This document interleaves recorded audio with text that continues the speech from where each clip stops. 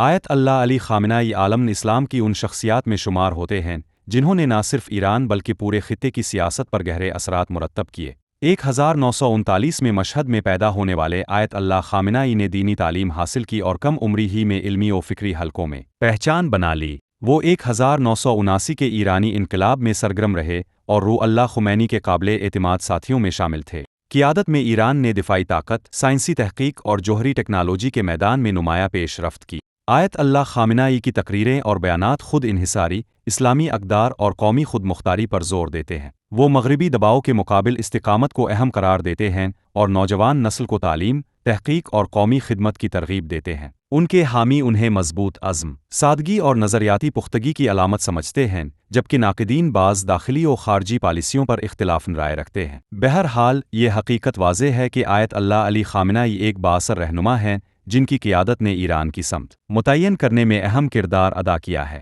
ان کی شخصیت سیاسی بصیرت، مذہبی وابستگی اور مضبوط قیادت کا امتزاج پیش کرتی ہے، جس کے اثرات آج بھی عالمی سیاست میں محسوس کیے جاتے ہیں۔